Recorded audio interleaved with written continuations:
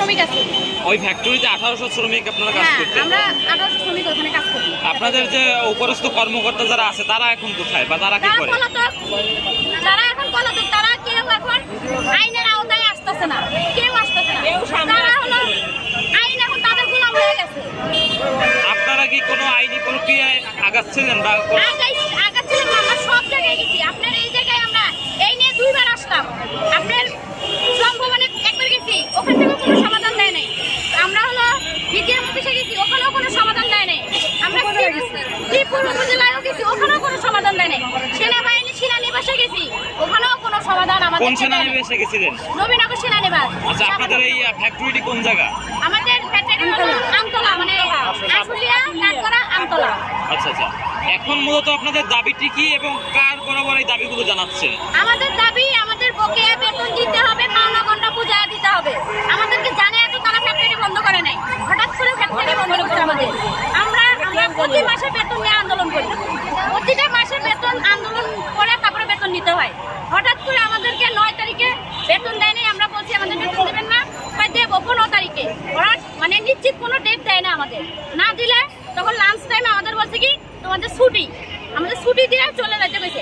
আমরা বাসায় এসেছি, সকালবেলা গেছি, যা দেখি অফিসে নোটিশ টাঙা দিচ্ছে, অফিস 20 তারিখ পর্যন্ত বন্ধ। 20 তারিখ পর্যন্ত বন্ধ, 20 তারিখ আছে, 20 তারিখে আমাদের বেতন দিবে বলছে। আইসি, তারপর আমাদের বেতন দেয় না, আমাদের বেতন দেয় না। আমরা আন্দোলন করছি, বহুত আন্দোলনের এবং কিন্তু আন্দোলনই করতেছি, তারা আমাদের কোনো ন্যায্য পাওনা বুঝাইয়া দেয় না, কোনো ন্যায্য পাওনা বুঝাইয়া দেয় না। কারখানা কি সরকার বন্ধ করছে না মালিক পক্ষ বন্ধ করছে? মালিক বন্ধ করছে, সরকারে বন্ধ করে নাই, মালিক বন্ধ করছে। কারখানায় তো কোনো ধরনের সরকারি নোটিশ আসেনি?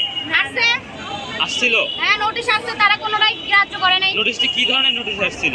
নোটিশটা কি ধরনের, ওদেরকে মানে বলছিল বিটিএম অফিসে আসতে, ওরা আসে নাই, ওরা কোনো সমাধানের মধ্যে আসে নাই। শ্রমিকের সামনেই ওরা আসে নাই। শ্রমিকের সামনে যে সরকারের যে লোকজন আছে ওরা নিয়ে আসে নাই ওদেরকে, আমাদেরকে সামনে ওরা নিয়ে আসে নাই।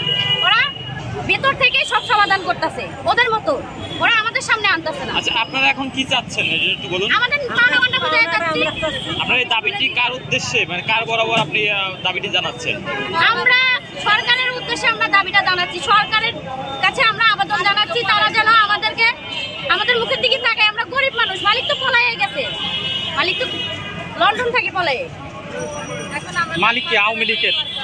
হ্যাঁ, মালিক আওয়ামী লীগের। আচ্ছা, আওয়ামী লীগ সরকার। মালিকের নামে কি কেস আছে? হ্যাঁ আছে, মালিকের নামে কেস আছে।